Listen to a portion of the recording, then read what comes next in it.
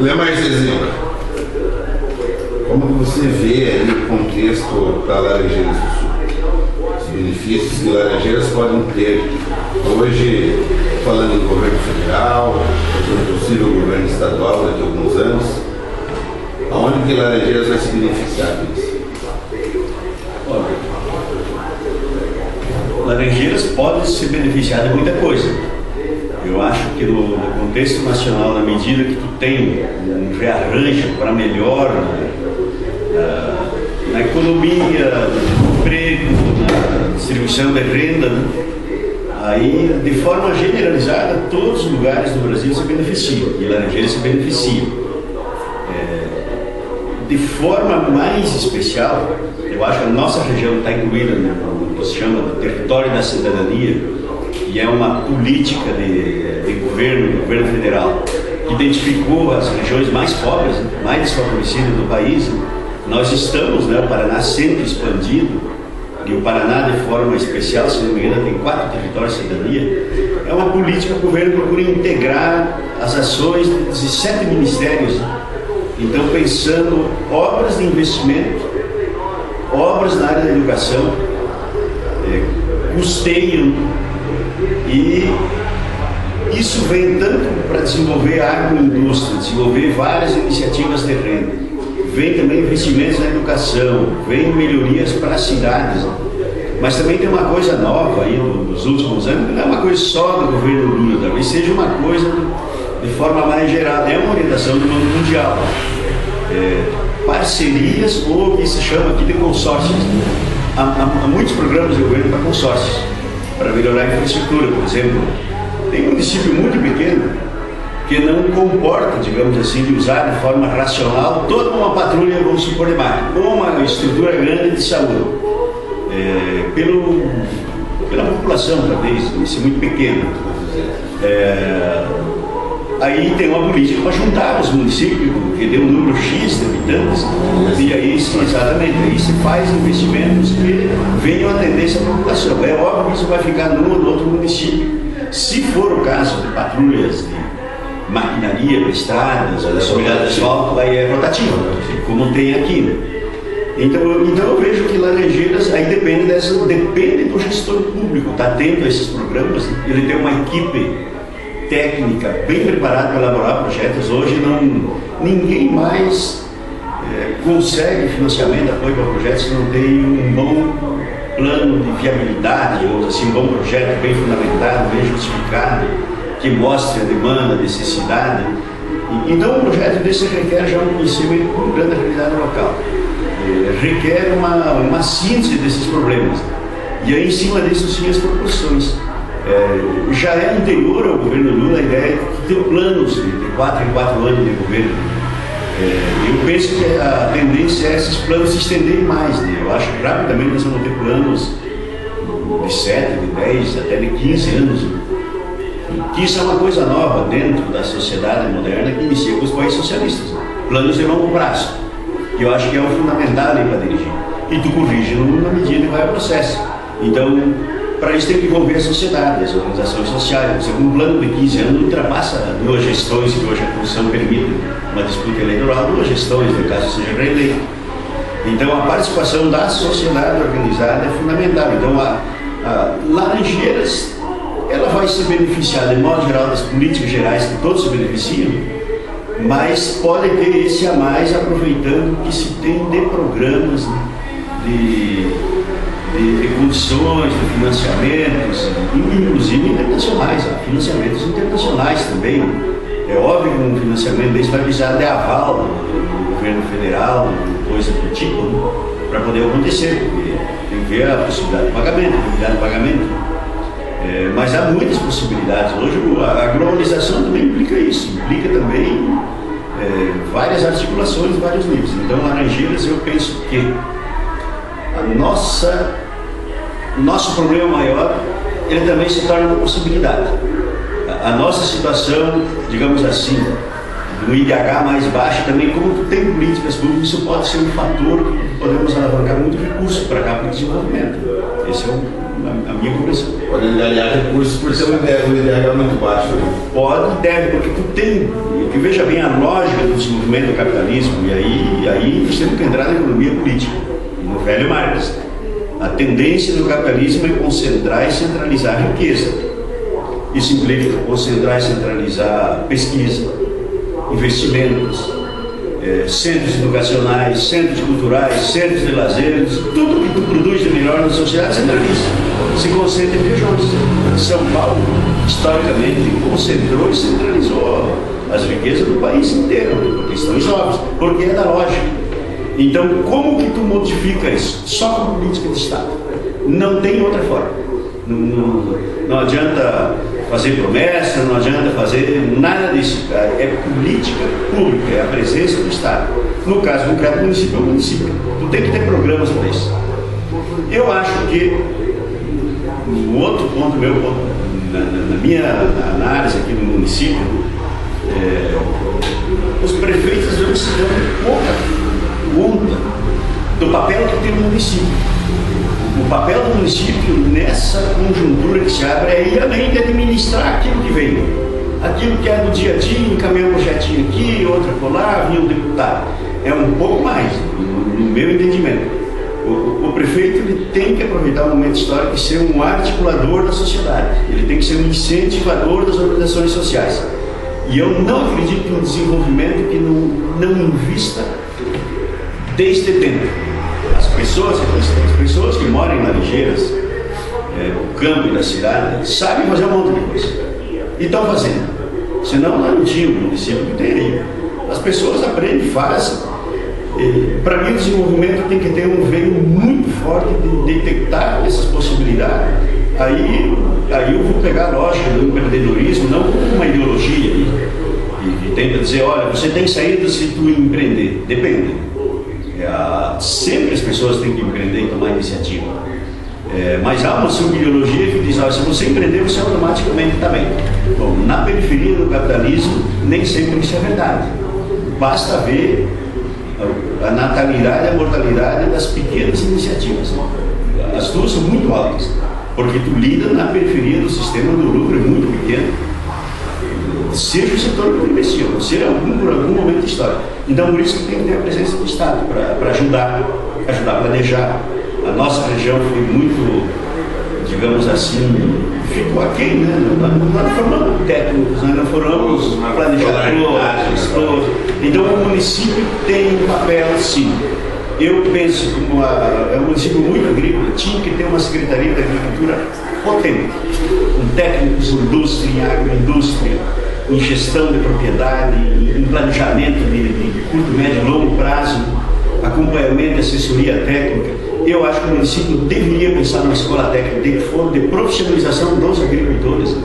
A tendência do futuro é condicionar o custeio de investimento do banco se tu tiver um certificado. Assim já são nas outras profissões, assim já é na Europa, já é nos Estados Unidos. Tu vai fazer um projeto de desenvolvimento agrícola, bom, eu quero saber o planejamento, eu quero saber o teu certificado, eu quero saber que cursos tu fez e se tu domina essa área. A agricultura vai para isso. Então o município tem que se antecipar. No meio urbano, as pessoas consomem tanta coisa, de móveis, de roupa, de comida, enfim, serviços de tudo que é tipo, na área cultural, na área esportiva, uma série de coisas. Tem que ter uma Secretaria de Desenvolvimento e Comércio, ou Secretaria de Indústria e Comércio. O nome não é tão significativo. Que funciona. Mas o que tem que ter é uma equipe técnica boa. Você me nota, pô, eu precisaria comprar aqui para dar um salto a mais no que está fazendo aqui. Precisaríamos de um computador bem maior, mais alguma coisa, uma estruturazinha. Bom, se tu não tem esse capital, tu vai ter que ir para o banco. O banco vai pedir um projeto de viabilidade, de estudo de mercado, assinado por um técnico, digamos assim, que é reconhecido aí pelos vários órgãos. Se tu vai pagar na iniciativa privada, provavelmente nem vai achar esse técnico aqui. Tu vai ter que ir em Cascavel, no Centro Maior, Curitiba, vai pagar caro, vai ter que viabilizar o investimento, nem se anima. Isso vale para marceneiros, vale para serralheiros, vale para padeiros, vale para confecção, vale, enfim, para uma série de coisas. Então eu entendo que pensar o desenvolvimento regional, eu hoje pegaria 2 secretarias e seria muito. É óbvio que tem as outras áreas. Educação, saúde, também são áreas importantes que tem que cuidar, meio urbano. Mas tu pensar nesse envolvimento do ponto de vista econômico, gerar emprego, renda, eu acho que esses seriam os setores. E tem que criar condições para tu atrair investidores maiores. Isso é fundamental também.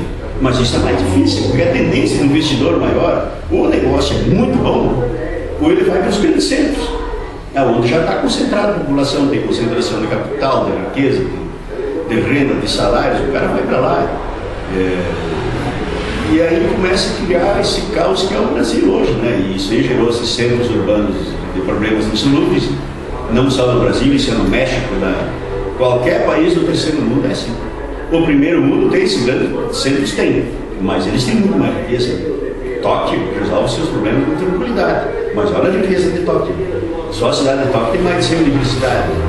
Mas e a renda que eles trazem no mundo inteiro com as suas multinacionais e os produtos? Nós não temos isso. Por isso o nosso problema de São Paulo, do Rio, agora Curitiba, com a propaganda que se fez de cidade ecológica, cidade do primeiro mundo, criou. Está ficando legal. 1 milhão e pouco de habitantes, não passa 2 milhões. Então ela tinha espaço de expansão. Eu penso que o desenvolvimento futuro da humanidade tem que distribuir pelo território. Tem que interiorizar os movimentos do país. Hoje tem uma oportunidade. Aí há o que eu falo de pensamento mais geral, de política mais geral. Esse governo, pela primeira vez não, está tentando recuperar um plano antigo que era de Getúlio Vargas, que criou o território de Iguaçu. Criou o território de Iguaçu, cuja cidade laranjeira era a capital do território. E isso foi desmontado por uma elite de Curitiba e talvez de Londrina, eu careceria do estudo melhor, que na Assembleia do Rio de Janeiro acabaram com a política de território. Quando Getúlio, politicamente, ele é desbancado em 45 do governo federal e vem um outro governo que não só persegue os comunistas, esquerdos, trabalhadores, mas acaba com esse projeto de interiorização do desenvolvimento brasileiro, que hoje tu cria essas cidades extremamente violentas. São Paulo, Grande São Paulo, Rio de Janeiro, não tem solução para isso. Não. Como é que vai solucionar esse problema? Então, a negação da colonização do interior, que seria uma espécie de reforma agrária, quando as terras eram públicas, se tivesse acontecido aquele projeto, Getúlio não conseguiu fazer em 30, não conseguiu aliança para isso. A oligarquia era muito forte, ao contrário, mas depois ele conseguiu uma certa força e aí ele foi derrubado. Ele volta eleito nos braços do povo, aí termina a Segunda Guerra, os Estados Unidos, olha para o quintal, recuperou a Europa, olha para o quintal. A história é essa do capitalismo independente no terceiro mundo aqui para concorrer comigo. E é aí que desmontam essas políticas de desenvolvimento. Aí começam as teorias de desenvolvimento. Ela deixa de ser só uma noção, uma palavra na boca dos políticos, passa a ter um conceito dentro da academia, da universidade.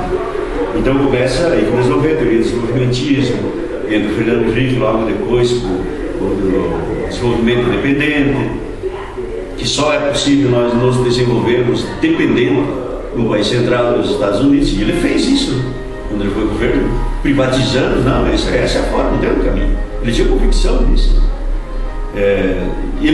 Essa política é derrotada com a crise do neoliberalismo, então por isso que tu veio tentando recuperar uma política que era de João Goulart, que era de Getúlio, que na Argentina era de Perón e de outros mais na América Latina, e tu interiorizar.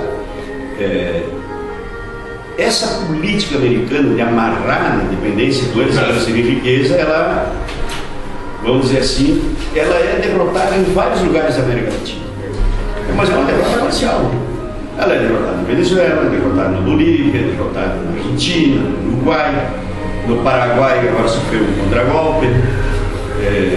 O Chile volta um setor mais de direita, mas o Chile sempre foi de costa. A cordilheira meio que transforma o Chile numa ilha, e depois o Pacífico. Então, para a América Latina, tu tem o Peru, complicadíssimo, Colômbia, complicado, mas tu tem o Equador ali no meio, que estão.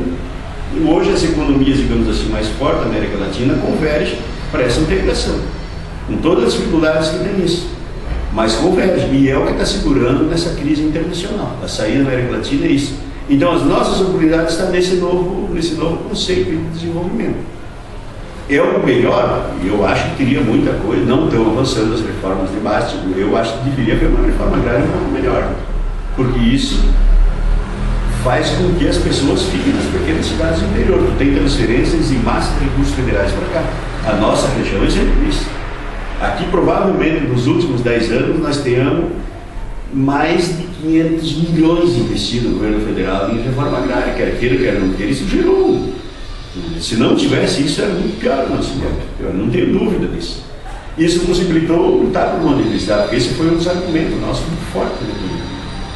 Pedir uma universidade. Exatamente, conseguir. A escola técnica lá em Quedas, né? Essa escola técnica aqui em Laranjeiras, que é recurso federal e do Estado, e outras coisas mais, né, que está vindo com esse novo governo.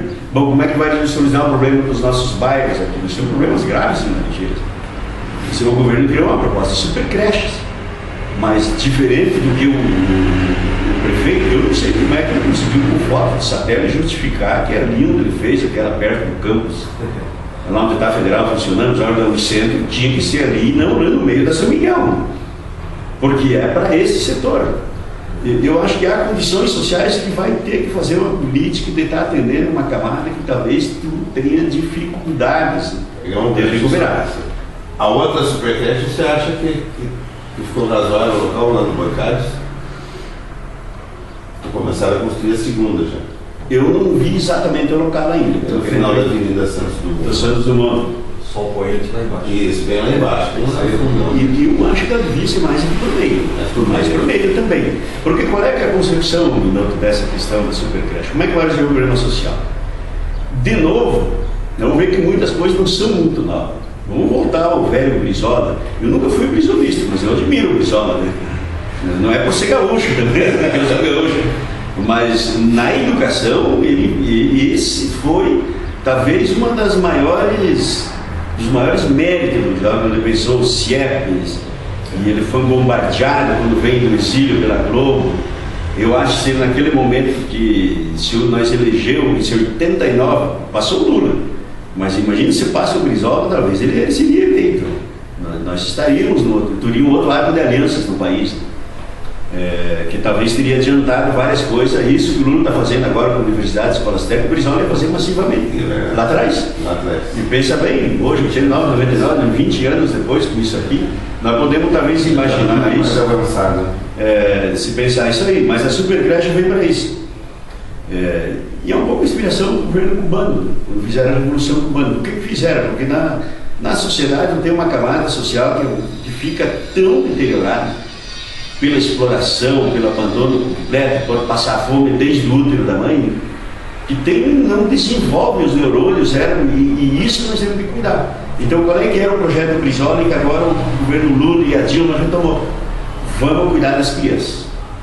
Então, tem muitos programas para as mães que estão em estado de gravidez, né, o pré-natal, né?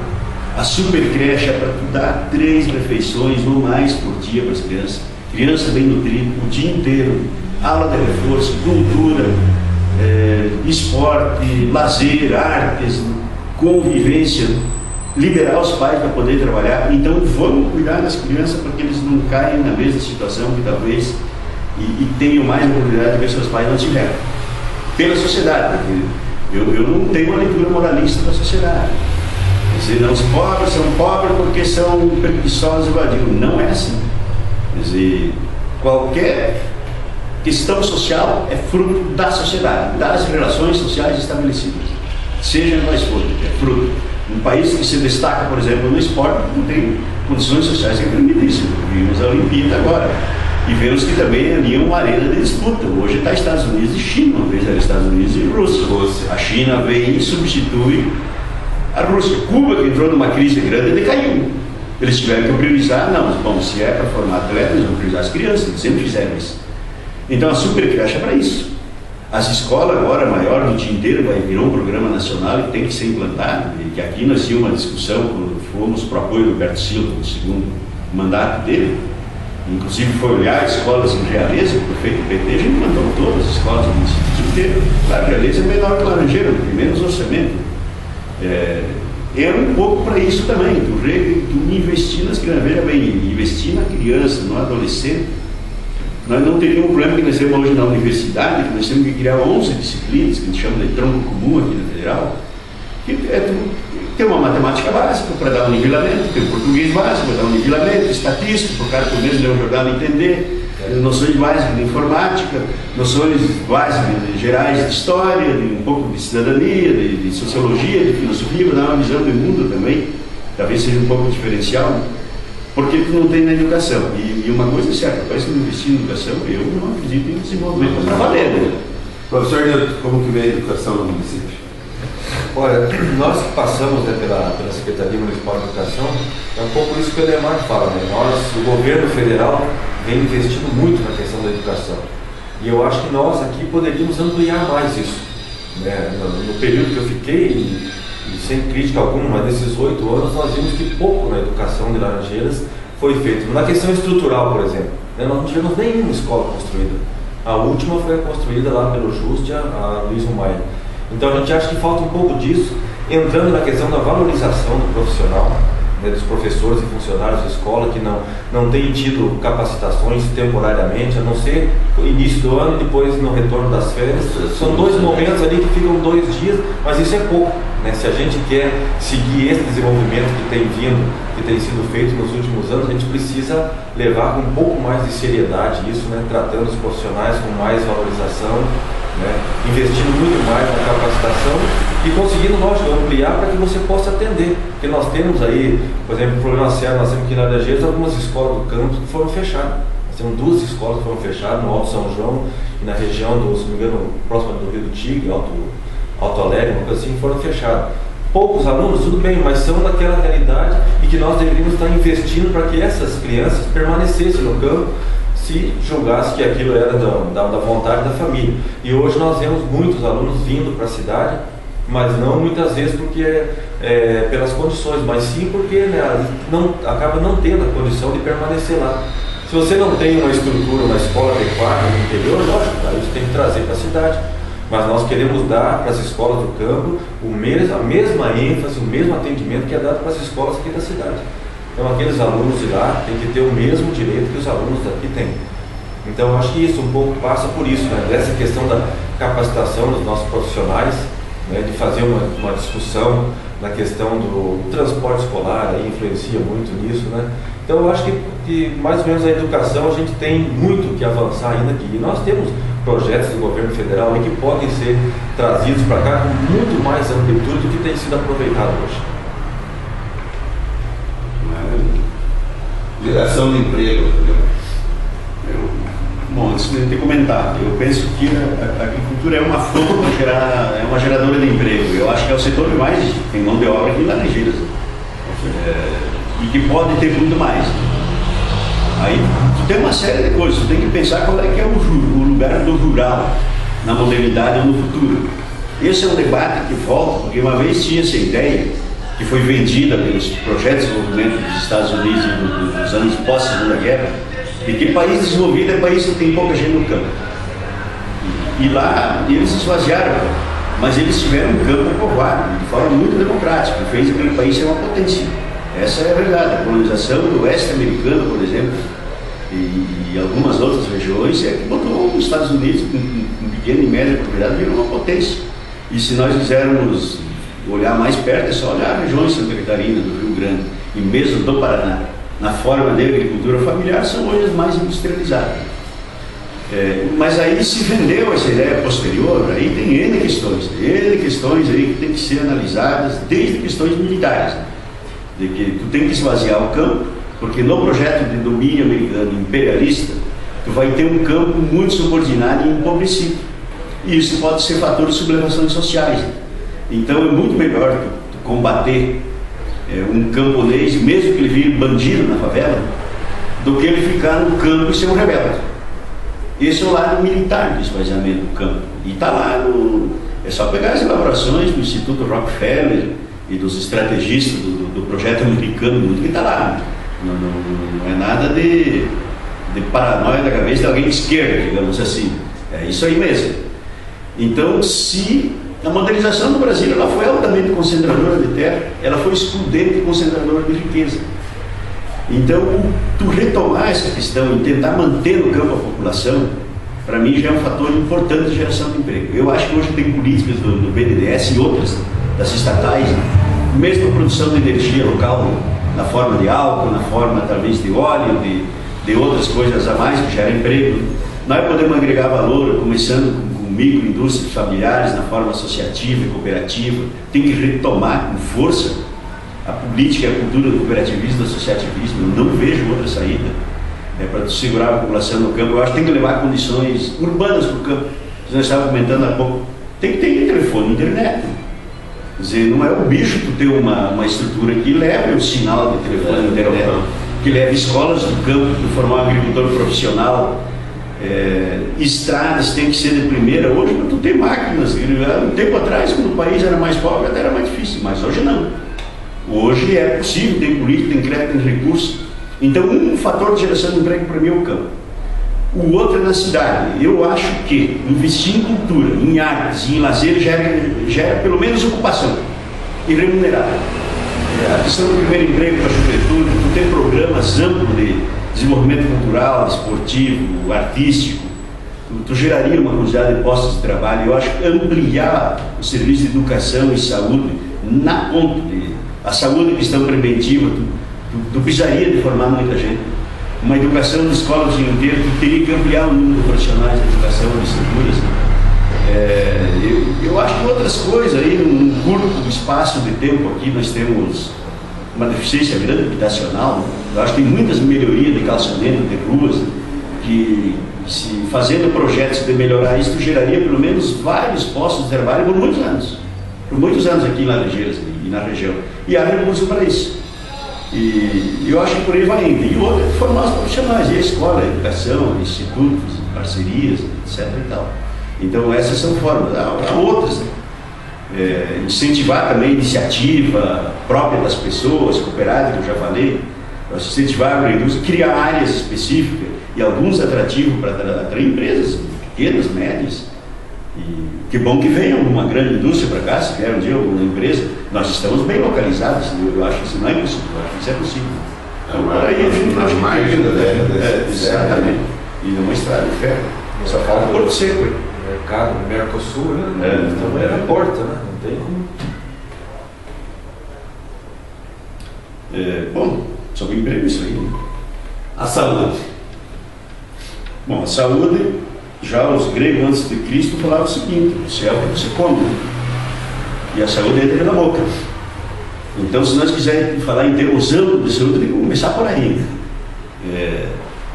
Eu acho que a questão da alimentação, hoje, grande parte dos problemas nossos vem pela eliminação, uma não educação alimentar. Isso é um problema. Outro, as pessoas de fato não estarem bem nutridas. Outras é comer alimentos que não dão conta. Então, para mim, começaria por aí, da saúde. Cuidar muito da alimentação, e alimentação sadia. E garantir desde pequeno para as crianças. Segundo, nós temos experiências no mundo que mostram que é mais barato o Estado, seja desde o município até a esfera federal, de trabalhar com saúde preventiva. Com agentes, com mapeamento, isso é possível hoje, de doenças, de níveis de doença, fazendo escalonamento, acompanhamento direto. Tu ganharia muito se prevenindo e acompanhar e ter política para cada setor. E é óbvio, eu penso que a nossa região demanda ter estruturas, hospitais um pouco mais completas, profissionais também. Mas isso só é possível aí o que eu estava falando antes, de forma conjugada com os prefeitos. O município sozinho, como Laranjeiras, não dá conta de manter um UTI. Hoje, eu acho que deve ter, pelo menos começar com multi-imóvel, né? Exatamente. E depois, talvez, outra. Se tu avançar, eu acho que a cidade vai crescer, tem que se preparar no curto prazo aí para ter uma política maior. Mas eu pegaria por aí e faria políticas, de fato, mapeando as ruas da cidade, as doenças, as pessoas, os problemas, monta as equipes, faz acompanhamento. Tem que ter lá na casa. Situações especiais você vai trazer para o hospital e posto de saúde. Daí essas filas, mas se tu atender lá na ponta. E tu seleciona um monte de problemas. Lemar, tudo bem? Tudo bem, né? Tudo bem. Eu acho que, em geral, é isso. E eu acho que aí tem coisas que só o município não resolve, que é ter profissionais políticos mais amplos. É um projeto do governo federal que quinto-anistas, sexto-anistas de medicina, os primeiros anos de medicina que foram na Universidade Federal, teria que dedicar pelo menos 2 anos nas cidades distantes do interior. Porque a tendência dos médicos é ficar nos grandes centros. Isso que eu falei antes, a loja, a capital é concentrada. Então, onde está a riqueza maior? No grande centro. Então, o médico vai ganhar dinheiro. Ainda mais se ele fez uma faculdade, pagando um recurso próprio. Ela quer recuperar, né? É uma paulada fazer medicina. Uma pergunta informal. Algum tempo atrás eu tive uma informação que você e o Dr. Januário estiveram em Brasília até vendo a possibilidade de trazer o curso de medicina para Laranjeiras, uma parceria no hospital, algo assim. Existe essa possibilidade? Hoje, não, a possibilidade ela sempre existe, depende de. Ainda precisamos avançar na política do governo federal. O fato é que hoje a universidade, com a lógica que está dada hoje, com o jogo que está marcado, a correlação de forças, ela tende a ir para centros maiores, os cursos de medicina. E nós não conseguiríamos ter médicos aqui, teria que ter uma política muito forte do Estado para pagar um médico, um doutorado, não vem morar em Laranjeiras. Quem sabe daqui a alguns anos. Daqui a alguns anos, mas nós queremos criar alguns cursos na área de saúde. Eu, de fato, não fui com o Januário, ele foi e nós conversamos. Nós temos uma conversa, inclusive, porque os nossos hospitais não fecham, e melhor, e se reestruturem. O doutor Januário faz um esforço para isso. Fizemos conversa assim, com o doutor Rosinha, com a Gleise, com a Luciana Rafaim, que é uma das portas de contato mais direto com a Gleise e com a Dilma, por várias questões, né? Além de estar no mesmo grupo político dentro do PT, que são os 20. Ela, por ser mulher, e hoje estão em alta as mulheres na política, então facilita essa relação.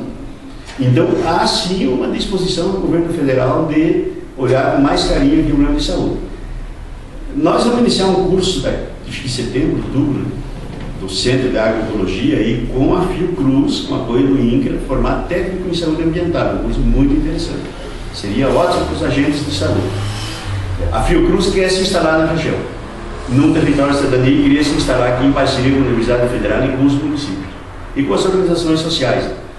Então, nós trabalhamos sim com a perspectiva de um médio prazo aí, nós temos algumas atividades, cursos, de repente é possível alguma pós-graduação aqui na área de saúde, tu tem um hospital que se disponibiliza, tu desloca professores, podemos talvez trazer enfermagem para cá, né?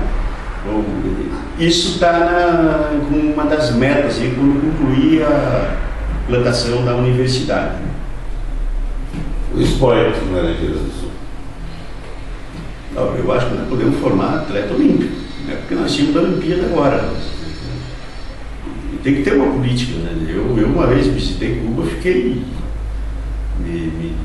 Me gostou muito a ideia, ele veio um centro de formação de atletas da Havana, né? Uma coisa impressionante como tem a política nos interiores. E eles selecionam desde pequeno. Aí a importância da escola o dia inteiro. Então ali pode ter uma linha de desenvolvimento do esporte. Esporte amador e profissional. E de todas as áreas. Né? Eu acho que a tendência na sociedade moderna é essa área de serviço se ampliar. Eu vejo o esporte nesse setor. Então, necessariamente, o esporte ele pode ser um grande empregador ou gerar ocupação. E o esporte é uma atividade que você vai ver, as Olimpíadas já vem desde os gregos, lá talvez 500 anos ou antes, lá da cidade de Olímpia, quando os atletas se reuniam para disputar modalidades esportivas. Então, o esporte, e paravam-se as guerras entre as cidades gregas quando era a época das Olimpíadas. Então, o esporte é o facilitador da paz, é um integrador entre as pessoas e as comunidades, né? E todo mundo gosta. Para cada idade, os seus esportes. Óbvio, né? A terceira idade não vai jogar futebol, né? Mas eles precisam de esporte, né? O lúdico é fundamental. Uma sociedade que não trabalha isso, e nós temos uma sociedade que hoje tem muita riqueza. Ela pode estar mal distribuída, eu acho que está aqui no Brasil. Mas é uma sociedade que tende a aumentar as atividades esportivas, de lazer, recreativas. Eu acho que tem que ter mais estruturas descentralizadas, culturais, exato, a mesma coisa, artísticas. Tem que descentralizar mais, tem que ter orçamento. Eu acho que tem que ter profissionais dessa área ainda.